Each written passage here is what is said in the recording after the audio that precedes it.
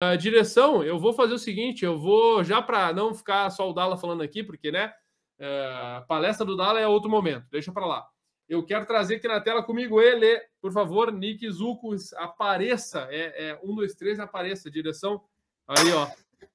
Apareci, tudo bem?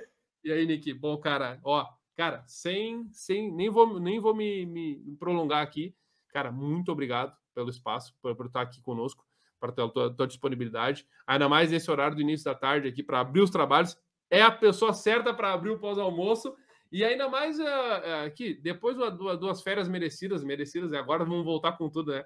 Eu curti, tá? Eu curti as imagens. Você estava acompanhando, né? As imagens são muito feras. Todo mundo que te acompanha nas redes sociais sabe o que está acontecendo.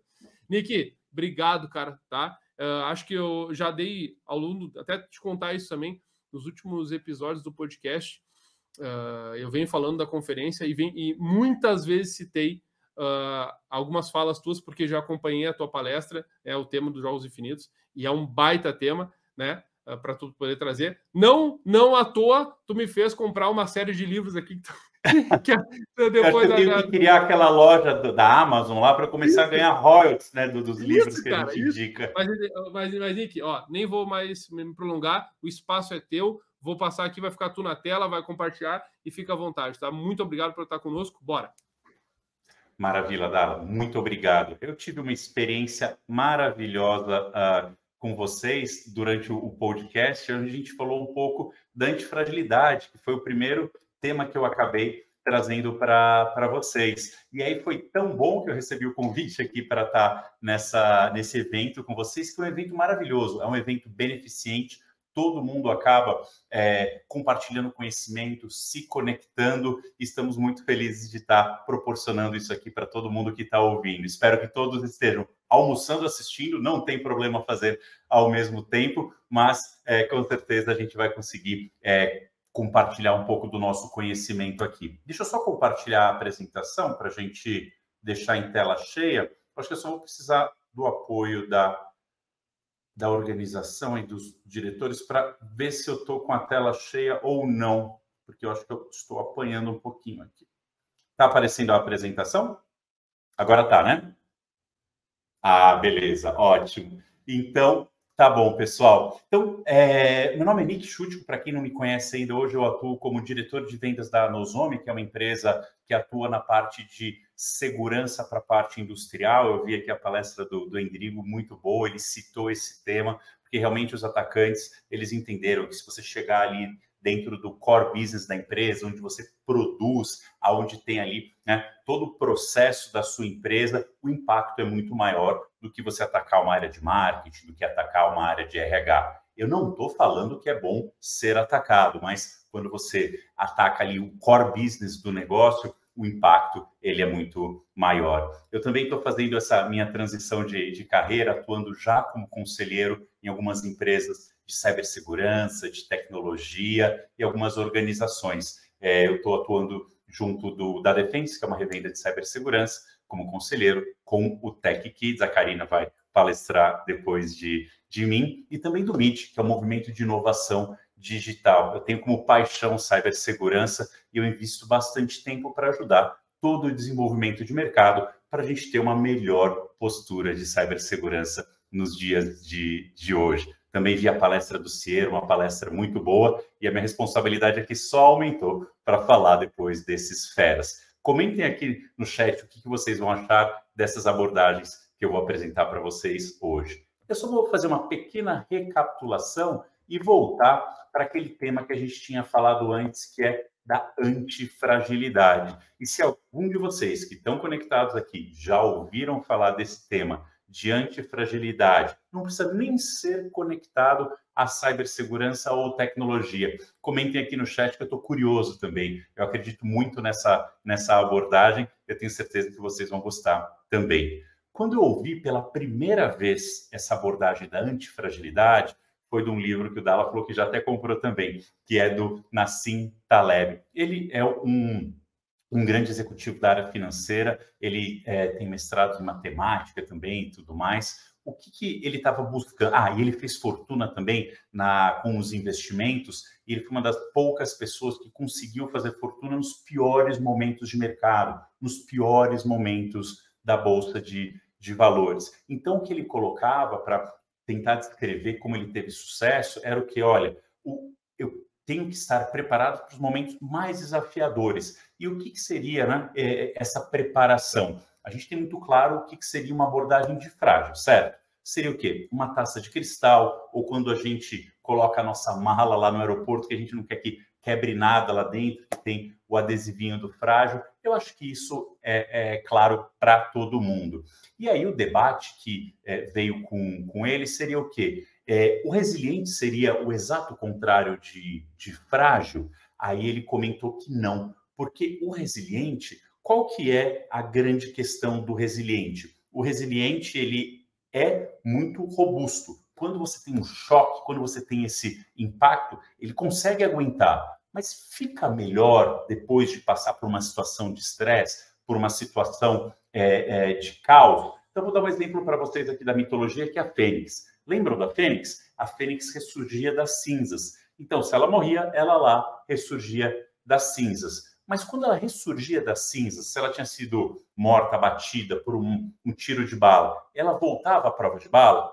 Não, ela poderia morrer novamente pelo mesmo ofensor. Então, resiliente é isso. Você consegue aguentar uma resolução, acaba não morrendo, mas não fica melhor. Outro exemplo que eu gosto de dar também é uma palmeira. Quando você está numa tempestade, ela enverga, não quebra. Mas depois dessa tempestade para a próxima, ela vem com um design diferente? Não vem. Ela acaba sendo a mesma palmeira. Então, o que o Taleb dizia é, eu tenho que encontrar o que é exatamente o contrário de frágil. E não existia. Então, essa palavra antifragilidade, ela foi cunhada pelo Nicolás Nassim Taleb, que é o quê? O antifrágil é realmente alguém que busca o choque, busca o impacto, busca uma situação de estresse para ficar melhor. E vocês concordam que não é uma baita abordagem para a cibersegurança?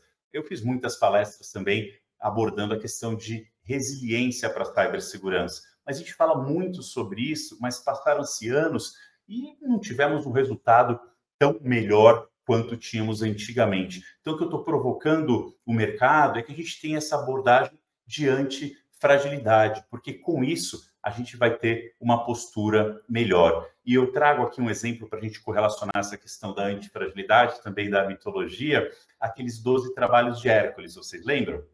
Os 12 trabalhos de Hércules tinham que ele lutava contra a Hidra, que era um ser mitológico, que quando ele ia lá e cortava uma das cabeças dela, surgiam duas cabeças. Cortava uma, surgiam mais duas cabeças. Então, ela queria realmente esse impacto, o choque, porque com isso ela se tornava cada vez mais forte. E dentro dessa batalha, ele conseguiu entender que se ele cortasse uma cabeça e cauterizasse, não nasceriam mais duas cabeças. Mas ele acabou descobrindo que tinha uma delas que era imortal. Que baita exemplo de antifragilidade, não? E a história diz que ele colocou uma pedra gigante, enorme lá em cima dessa última cabeça. A Hidra está viva até hoje, né? Mas não oferece mais perigo. Então, esse seria um exemplo de antifragilidade. E se a gente em cibersegurança tiver essa postura, por quê? A única certeza que a gente tem é que vai ser atacado. Como que a gente pode, através de cada ataque, aprender, estar melhor, colocar mais uma camada de proteção,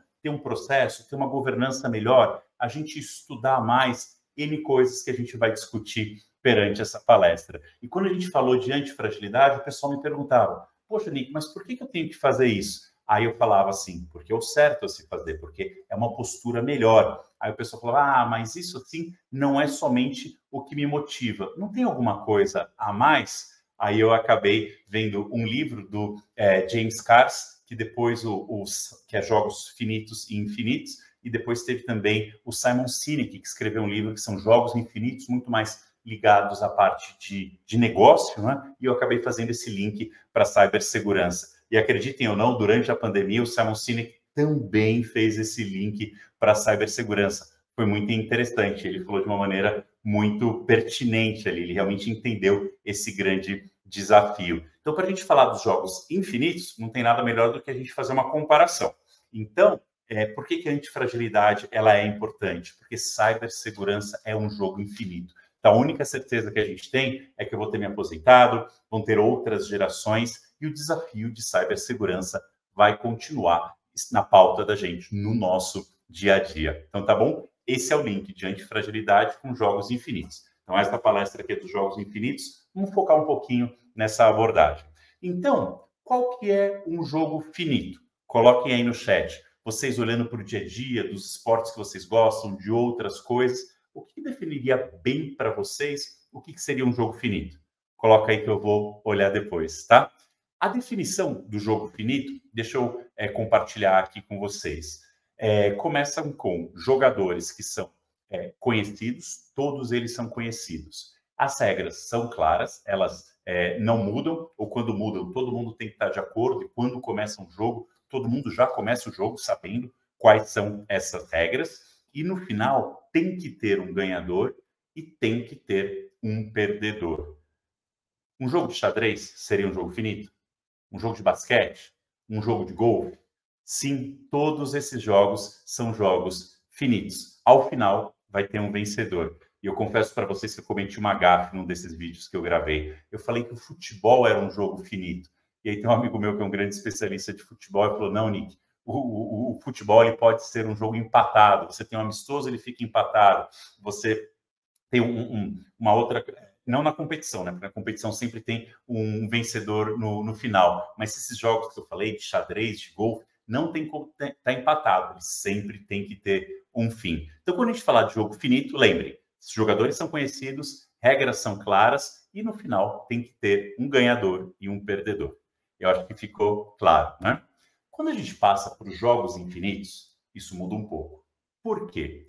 Os jogadores, eles são conhecidos e desconhecidos, porque você pode, num determinado momento, entender que todos eles você já conhece, sabe como funciona e tudo mais, mas de repente entram jogadores novos. Ou você olha para o lado, aqueles jogadores que estão lá não estão mais presentes, eles já estão fazendo outra coisa. Então, é muito volátil, ele muda a todo tempo. E, além disso, as regras não são necessariamente tão claras e elas também podem mudar a qualquer instante. E qual que é o objetivo do jogo infinito?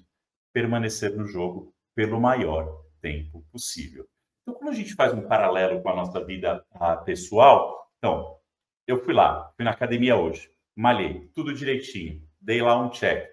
Amanhã, sabe o que eu vou ter que fazer? Fazer de novo. Escovei o dente hoje de manhã, escovei depois do almoço. À noite, vou ter que fazer a mesma coisa. Isso vai ter que acontecer eternamente. Na educação, por exemplo, a gente ganha na educação? A gente não ganha na educação, a gente pode se formar. Dentro do jogo infinito, você pode ter alguns momentos, né, desses jogos finitos, que é passar de ano, se formar no primeiro grau, se formar na faculdade, mas você não ganha, você não vence a educação, você não ganha, você não vence na saúde. É algo contínuo, que a cada dia você fica um pouco melhor. E às vezes é um pouco frustrante, não é? Porque você não vê o resultado daquilo de uma maneira tão rápida, tão imediatista quanto você gostaria. Então acaba gerando às vezes um pouco de frustração. Mas a única certeza que você tem, se você estiver fazendo isso com a recorrência, você vai ter esses resultados. Mas uma coisa que é muito importante a gente lembrar também, se você foi lá e falou assim, olha, eu quero emagrecer tantos quilos, você estabeleceu essa rotina de treino, de alimentação saudável, em vez de você emagrecer 10 quilos, você emagreceu 9, é ruim, você perdeu? Não. Então você já teve um benefício de trazer essa rotina mais saudável para o teu dia a dia. Então, são alguns exemplos que a gente tem para tangibilizar um pouco quais seriam esses jogos. A gente vê muito essa situação também, por exemplo, numa guerra, né? Por exemplo, a Guerra do Vietnã.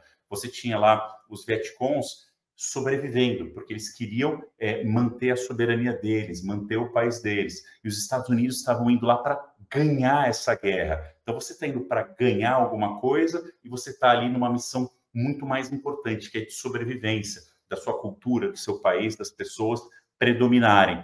Quem que tem mais vontade? Quem que tem mais força? Realmente é quem tem essa mentalidade infinita. E vocês concordam que cibersegurança é esse desafio também? Não é nada sexy, né? Você tem que aplicar o patch, tem que colocar o duplo fator de autenticação, tem que fazer backup, tem que treinar o restore. De repente você foi atingido, teve uma máquina infectada. Nossa, como que esse ataque chegou aqui? Isso nunca tinha acontecido antes. Você vai buscar entender como que aquilo aconteceu. Quando você entendeu como tudo isso aconteceu, você passa a colocar mais um processo, mais um controle para evitar que isso aconteça novamente. Porque qual que é o problema no final do dia, depois de tudo isso que eu falei para vocês? Eu ainda me deparo com pessoas que falam, eu nunca vou ser atacado, isso é muito complicado, ou eu vou ganhar dos atacantes. Isso é muito drástico, não dá para a gente ter esse tipo de postura hoje em dia, porque lembrem, o cybercrime, ele é um negócio. Até 2025, eles vão ganhar 10 trilhões de dólares. É muito dinheiro. Um negócio tão rentável quanto esse, você acha que ele vai acabar, vai se extinguir? Infelizmente, não. Então, se ele foi lá, atacou a empresa B, não teve o sucesso, tentou atacar a empresa B, não teve o sucesso, vai para a empresa A, vai para a empresa C. E aí, com isso, ele vai continuar tendo, né, a receita recorrente que ele tanto busca. E tem alguns coeficientes que pioram um pouco esse cenário, que seria o quê? São as empresas que também estão suscetíveis ao nation state attacks, né?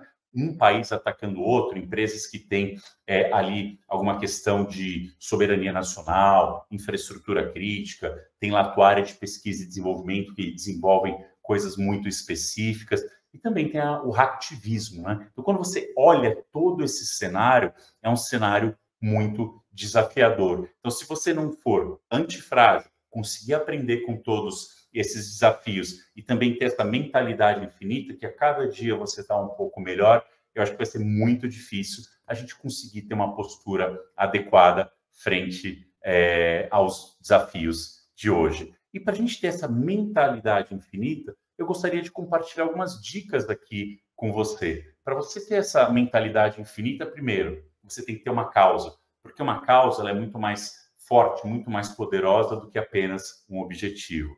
A gente tem que construir esses times de confiança para conseguir estar a par e passo dos atacantes, para conseguir enfrentar todos os desafios que a gente tem no nosso dia a dia. E sempre estudar e aprender com o adversário. Isso é muito importante também. Poxa, como que eu vou conseguir estar um passo à frente? Se eu entender o meu adversário de uma maneira melhor, mais inteligente, eu consigo estar um passo à frente dele. E também ter uma postura existencial flexível. Eu vou explicar para vocês daqui a pouco o que isso significa. E algo que é muito importante também é demonstrar coragem para liderar. Vamos passar por cada um desses pontos. Agora, vamos falar um pouco de causa. Olha só essa iniciativa que a WSS tem. A gente investe tempo, investe recurso para ajudar a educar o mercado. A gente, com Tech Kids também, está ali ajudando as crianças, os pais a se comunicarem melhor. E N outras iniciativas que a gente tem no mercado. A ONCE também, que é uma iniciativa maravilhosa de mulheres em cibersegurança. Se a gente não tivesse uma causa de verdade que toca o nosso coração, que nos motiva, que nos dá energia para levantar todo dia e dedicar tempo, recurso e ser persistente com relação a esses desafios, seria muito difícil a gente fazer o que a gente faz. Mas a gente realmente acredita que cibersegurança é algo muito importante que vai deixar a nossa família mais segura, a nossa comunidade e as nossas empresas também. Então, se a gente não tiver essa causa, vai ser muito difícil. Você tem lá um objetivo de reduzir tanto por cento o risco, ou aplicar tantos os patches, coisas desse tipo. É só um check. Você nunca vai ter aquele olhar um pouco diferenciado para falar assim, caramba, está tudo rodando muito bem, está tudo muito tranquilo. Que outras coisas eu poderia fazer para tentar entender o que está acontecendo? Eu posso estudar um pouco mais, olhar meu adversário, se eu fosse o atacante, como eu faria? Ou você poderia se desmotivar muito fácil, porque a gente tem que trabalhar muitas horas, tem desafios para contratar pessoas. Se não tiver uma causa de verdade, vai ser muito difícil a gente ter essa mentalidade infinita. E eu tenho certeza que está todo mundo aqui no sábado adquirindo conhecimento, gerando relacionamento, porque a gente tem essa causa muito forte. E depois, confiança. Quando nós construímos times de confiança, nós nos tornamos muito poderosos. Vou dar um exemplo para vocês. Não tem como a gente saber de tudo. Sempre tem menos recursos, sempre a cobrança é muito grande. Durante a pandemia, acho que foi um grande exemplo disso. Nós trabalhávamos muitas horas, empresas sendo atacadas a todos os instantes. Então, se você tem um ambiente tóxico que você está inserido e você tem que ir lá e implementar uma solução, migrar para a nuvem, fazer algo que não está na tua zona de conforto, não é nem zona de conforto, desculpa, mas dentro do seu conhecimento, se você está inseguro de ser mandado embora ou a cobrança é muito grande, o que você vai falar? Primeira coisa, olha, pode deixar, eu faço isso aqui. Aí você vai, dá uma olhada, dá um next finish e pronto. Olha, está implementado, está rodando. Vamos para a próxima. O Sierra falou bastante disso, né? Que tem muitos ataques, a maioria dos ataques hoje tem um pouco do erro humano envolvido, uma falha de configuração, coisas desse tipo. Alguém clica em algum link, né? Então, quando você vai lá e tem um time de confiança, qual que seria o ideal a se fazer? Levantar a mão e falar, olha, eu ainda não tenho conhecimento para configurar essa solução ou implementar essa arquitetura. Eu poderia ter um curso, poderia contratar alguém para me ajudar, poderia ter um pouco mais de tempo para estudar. Aí, de repente, quando você compartilha, alguém levanta a mão e fala, eu já fiz isso, eu posso fazer esse projeto com você. Opa, já ficou melhor. Mas se você não tem um time de confiança, fica muito difícil fazer isso. Eu já participei de umas 30 respostas a incidente. É um momento muito complicado. E a gente esquece, né, que as pessoas têm que descansar, têm que dormir, têm que comer, têm que ter rotatividade. E o burnout, que a gente fala muito no nosso dia a dia, está muito ligado a isso. Será que dentro da tua empresa, no teu time, você teria essa abertura, essa liberdade de falar, olha, eu estou realmente muito estressado, estou trabalhando muitas horas, eu precisaria realmente, esse final de semana, não trabalhar nada, ou pegar um dia a mais para eu conseguir ficar mais tranquilo, para eu voltar mais energizado, para eu voltar mais presente, conseguir fazer as coisas da melhor forma. Então, um time de confiança, um vai apoiar o outro. Você vai poder se mostrar vulnerável quando você precisar, porque no final do dia, todo mundo vai te apoiar. Esse é um pilar muito importante também da mentalidade infinita e de pessoas que querem participar desse jogo. Um outro ponto que é muito importante também é essa questão dos adversários, né? Então, quando a gente fala dos adversários, o cybercrime, o hacktivismo, o nation state ataque, quanto mais a gente souber deles, quanto mais a gente estudar o nosso adversário, tem vários relatórios que saem anualmente ou semestralmente, falando como que está o estado das ameaças, quais são as verticais mais atacadas. Tem também serviços de threat intelligence que você pode assinar, que você recebe informações do que estão falando da sua empresa, do que estão falando do teu setor na dark web, na deep web. Quando você começa a estudar, entender o teu adversário, quais são as técnicas, quais são os procedimentos, quais são as ferramentas que eles utilizam, você consegue entender o que está acontecendo e mesmo antes de ter um ataque, você já colocar as proteções necessárias para não passar por um desafio desse. Então, aquele livro, A Arte da Guerra, fala muito sobre isso, né? Quem já leu esse livro sabe que, eles descrevem muito bem todos os desafios de uma guerra. E a gente está numa guerra cibernética já há muito tempo. Então, a partir do momento que você entende muito bem o teu adversário, você também vai conseguir levar essa batalha para um campo onde você tenha um domínio maior. Isso também vai te ajudar a tomar decisões e iniciativas que vão te proporcionar um sucesso maior nesses desafios que a gente tem do dia a dia. Então, você conhecer o teu adversário bem é muito importante.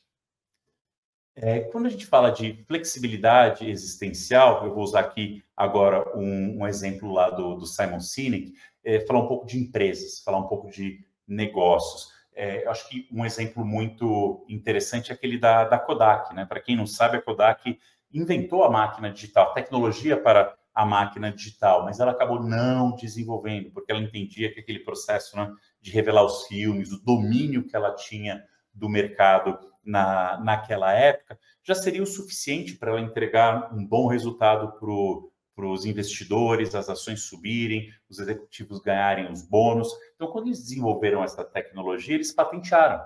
Então, as empresas que desenvolviam as câmeras digitais usavam a tecnologia deles, pagavam royalties e durante 10 anos estava tudo bem. Mas eles também não fizeram nada para desenvolver a própria câmera deles. E depois de 10 anos, quando essa patente caiu, adivinha o que aconteceu? Eles não conseguiram se reinventar, eles não conseguiram continuar no mercado e vieram à falência. Então, foi algo muito impactante para o mercado. Então, essa flexibilidade existencial é exatamente isso. Fala, olha, antes eu fazia câmeras analógicas, por que eu não posso me reinventar e fazer as câmeras digitais? Não tem problema por se reinventar, porque com isso a gente consegue estar mais a par e passo das tecnologias novas, dos desafios novos que existem no mercado. E o Simon Sinek também deu outro exemplo que eu achei super interessante, que ele tinha ido num evento da Microsoft.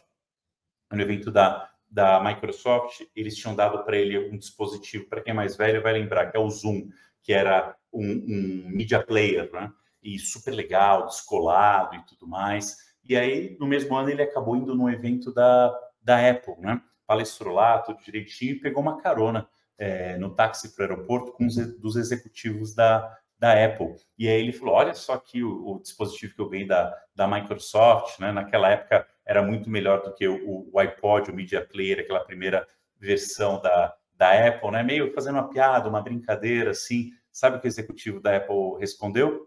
Sim, eu sei.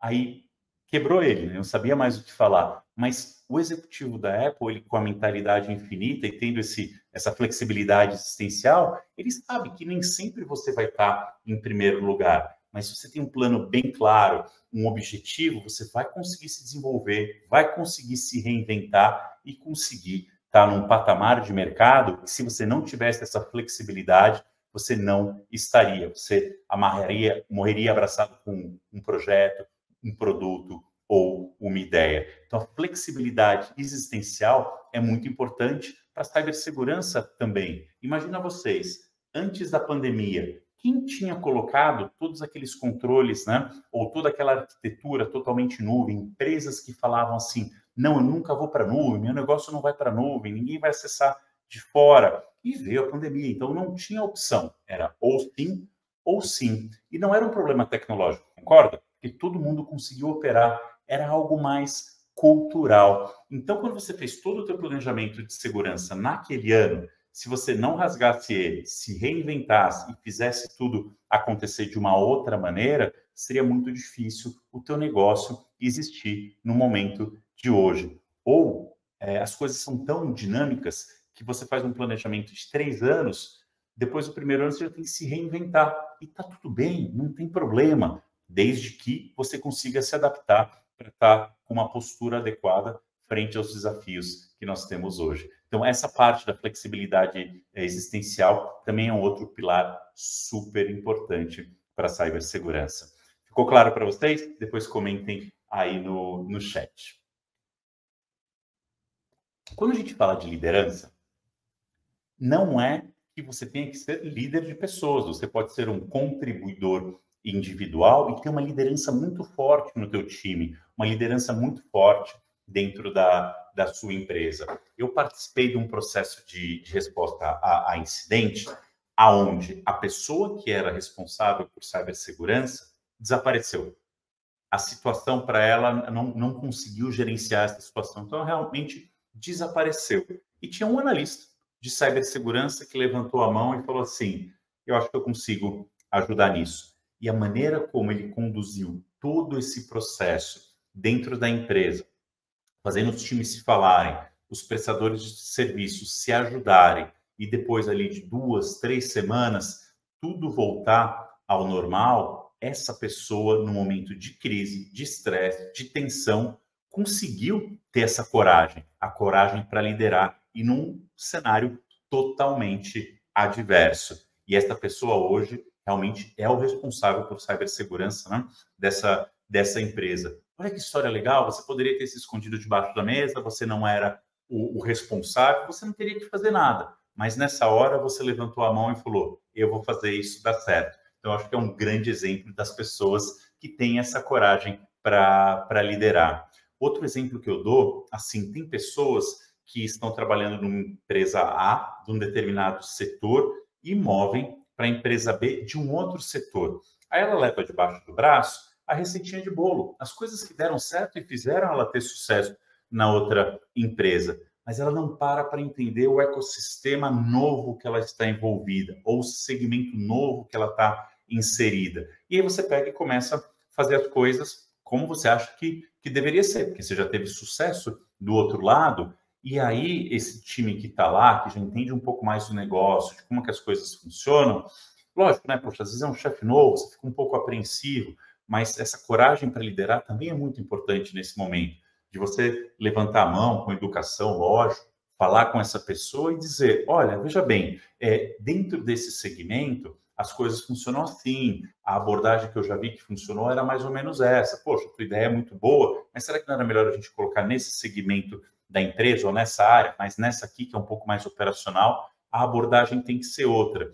Não necessariamente um remédio que funcionou para esse lado da empresa vai funcionar para o outro, que funcionou para um segmento vai funcionar para o outro. Então, quando a gente fala desse processo de coragem para liderar, lembrem disso. É muito importante a gente estar bem preparado, sem sombra de dúvida, com muito respeito, mas quando acontecer alguma coisa que vocês veem que não é o ideal, que você consiga levantar a mão, explicar o porquê que não seria o caminho ideal, ou quando tiver uma situação de estresse também, você conseguir estar preparado e talvez venha a ter uma grande oportunidade dentro dessa empresa, né? Então, eu queria fechar essa apresentação com uma mensagem. Dala, eu acho que eu até falei muito rápido aqui, né? A gente pode até bater uma bolinha aqui no final, mas a mensagem que eu queria deixar para vocês é essa de Sócrates, né? Só sei que nada sei. Para que a gente tenha menos certezas, aceitar mais as incertezas e tomar decisões baseadas em probabilidades e cenários de exposição. Tirar dessa equação a parte emocional e a gente conseguir falar mais de risco, principalmente quando a gente está tentando conectar a área de cibersegurança, de tecnologia, com o negócio. A gente não tem que falar de tecnologia com o board, a gente não tem que falar do produto A, B ou C com os executivos. A gente tem que conseguir pintar para eles o cenário, qual está inserido, quais são os ataques, quais são os riscos, não? E o que precisa ser feito para reduzir esse risco. Pode ser um investimento maior, pode ser crescer o time, pode ser contratar alguém, mas sempre com essa abordagem de risco, para no final do dia a gente conseguir reduzir o risco operacional e garantir a continuidade de negócio. Espero que tenha feito sentido para vocês. E agora a gente pode fazer um bate-bola, Dala, para explicar um pouco, para falar um pouco sobre o nossa apresentação. E eu trouxe junto o Pedrão, né? Aí, ô, Pedrão! Boa! E aí, Nick, tudo certo? Como é que tá? Faça as 11, inclusive, se quer, porque eu sei que, né? Eu acho que a gente pode trazer ali, ó, de novo ali. Até essa questão, eu fiquei bastante impactado ali com a história que tu comentou sobre a questão de liderança ali no momento que tu estava falando sobre liderança. Sim. Da pessoa, então, ter levantado a mão ali na hora, como tu comentou, né? E ter enfrentado o desafio ali que se apresentou para ela naquele momento. Eu acho que isso é uma questão interessante da gente comentar, que também fala um pouco da questão do, como tu tinha falado, do burnout e conseguir a manutenção da tua participação ali na equipe, ou enfim, né, no cenário que tu está envolvido. Mas é legal a gente pensar um pouco nisso, o quão como é que eu posso dizer isso? Não é o quão próximo, mas o quão disposto tu tá a fazer essas participações, a comprar os problemas para ti, a estar disposto a resolver as coisas, né? Porque a gente tem essa questão assim, claro que é um equilíbrio que a gente tem que encontrar, né? Mas se a gente não fizer as coisas não vão acontecer. Então, esse ponto de desenvolver dentro da equipe essa mentalidade de a gente tem uma missão a cumprir aqui, e essa missão precisa ser cumprida, e se a gente não fizer os passos necessários, ela não vai ser cumprida. E acho que essa apesar de parecer um pouco óbvio isso que eu estou falando, né, é ter essa noção e, de fato, trazer isso para as ações das pessoas no dia a dia, e aí que é o desafio, aplicar isso de fato. Não, sem dúvida. Algo que eu aprendi bastante quando eu estava trabalhando na Microsoft é até a missão da empresa, que é empoderar as pessoas. Então, a gente tem como gestor, né, ou como líder dentro de uma empresa, ou a própria empresa, a gente tem que empoderar essas pessoas. A partir do momento que elas estão empoderadas, que elas têm essa causa que a gente falou no final do dia, eu poderia te dizer que isso vira natural dentro do dia a dia. Agora, se você é aquele líder que fala, eu sei tudo, eu faço tudo, aqui assim, assim, você nunca vai conseguir colocar esse ambiente saudável ali dentro, que você possa desenvolver não só o profissional, mas a pessoa também, para que ela possa ter essas características que são muito importantes dentro do momento de crise. Gente, quando a gente tem um ataque, o negócio está parado, dá dor de barriga, dá tremedeira, você fica gelado, você tem a pressão do negócio ali no teu cangote, mas tem que ter muita calma para conseguir fazer o que tem que ser feito. Não é rápido, não é fácil, é uma jornada, mas quanto melhor nós estivermos preparados, melhor vai ser o resultado desse processo. E é massa, Nick, eu ia comentar também em cima disso. Eu ia levar isso mais adiante, mas eu vou trazer agora. A gente está desde de manhã aí, né, ouvindo o Ciro, o Miola, o Endrigo e agora tu, e a gente está muitas discussões, assim, muitos apontamentos que a gente nos fazem refletir sobre um aspecto que para mim é um dos norteadores, que é os aspectos de gestão, mas não só da SEC no geral, mas das pessoas no geral, do funcionamento do negócio, da gestão do negócio, né? Então a gente foi falando ali, né, algumas coisas, trazendo, rememorando, né? O Ciro traz os dados ali, né, sobre testar com mais frequência, como é que isso impacta no negócio. Aí depois o Miola falou das métricas, mas no sentido também de não ser só uma métrica vazia qualquer, né? E aí, culminando com o Endrigo, trazendo uma aplicação que está muito mais próxima do que tu, né, junto com a Nozomi, conhece.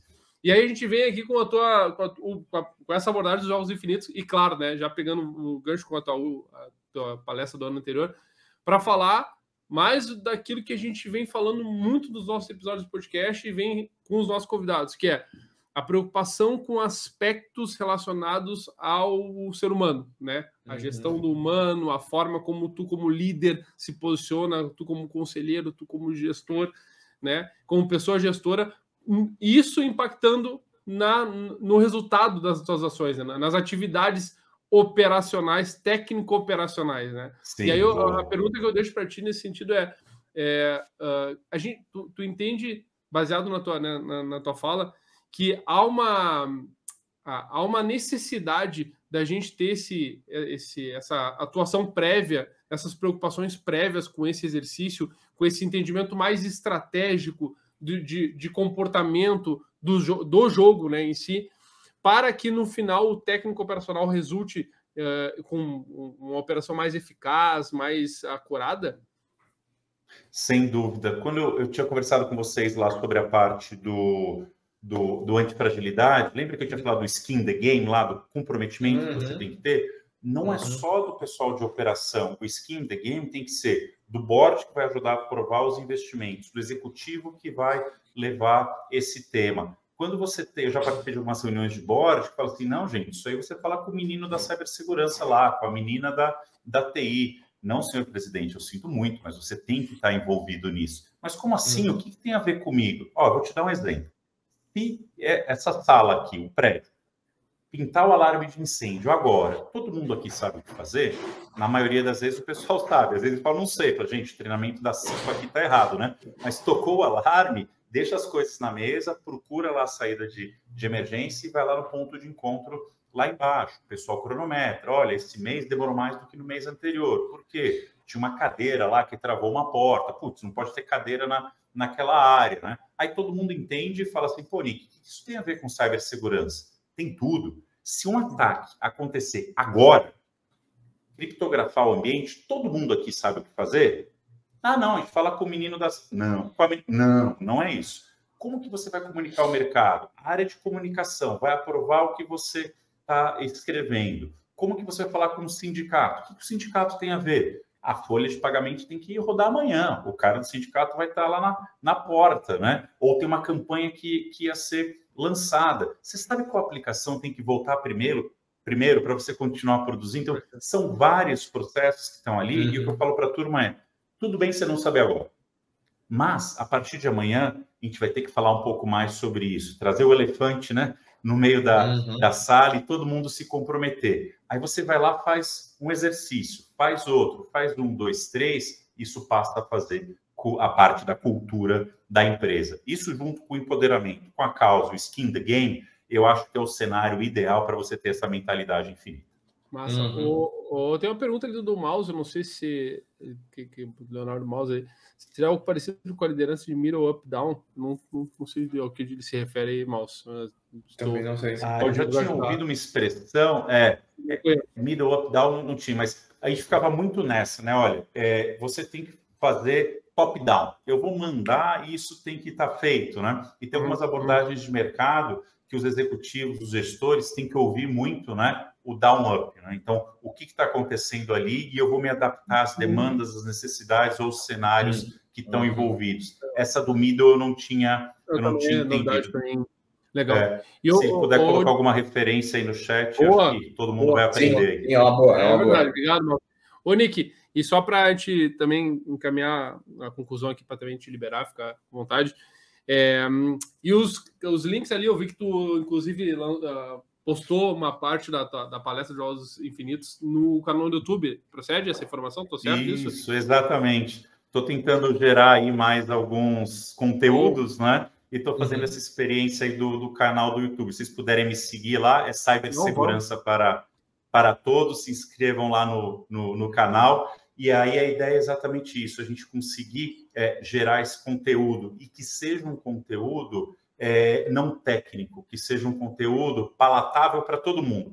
Pode ser para a criança, para o pai da criança, para o executivo, para a pessoa que quer vir para a nossa área, porque é algo que a gente tem que lembrar, a gente tem um gap de profissionais muito grande, né? A gente tem que tornar a nossa área acessível para todo mundo. Eu até faço minha culpa aqui. Antigamente, eu falava muito tecniquez, eu não queria que ninguém soubesse o que eu sabia, né? Porque senão ia pegar meu emprego, ou iam, né, me deixar de lado. Hoje não, a minha cabeça é completamente diferente, né? Quanto mais eu puder compartilhar de conhecimento, mais pessoas a gente vai atrair. Um dado para quem está ouvindo a gente, hoje são mais de 3 milhões de vagas abertas em cibersegurança que a gente não preenche. Na América Latina são 600 mil, no Brasil 300 mil. Não é porque você não se formou em cibersegurança que você não possa fazer uma transição. E eu acho que isso, dentro do RH das empresas, deveria deixar muito claro, porque assim, você vai perder um talento que entende do negócio, que já está lá há bastante tempo, para o teu concorrente ou para uma outra empresa. Poxa, por que você não pode deixar bem claro que tem uma jornada ali de transição? Advogado, por exemplo. Poxa, quantas coisas com a LGPD ele pode ajudar a área de cibersegurança? Marketing, as campanhas que a gente faz, o administrativo, sabe? Eu acho que o céu é o limite. Então, se você se encantou, gerou uma conexão com cibersegurança, seja vocal com a tua empresa, com o teu gestor, busque essas pessoas que estão envolvidas aqui, que compartilham muito conteúdo, e de repente você pode ter essa grata surpresa de fazer essa mudança de carreira. Muito legal, Nick. Nick, obrigado. Quero deixar registrado aqui, além do agradecimento, que admiro muito o teu trabalho também, cara. Eu pessoalmente e nós aqui da WCS gostamos muito de ti. Então, obrigado. Bom te ter aqui conosco mais uma vez. Sempre. E teremos mais com certeza. Conta comigo. Agora eu vou fazer uns churras aqui. Eu acho que vocês não gostam muito, né? Não. Vai, aproveita. Não. Valeu, Nick. Valeu, Nick. Até mais. Um abraço. Valeu. Na tela aí. Até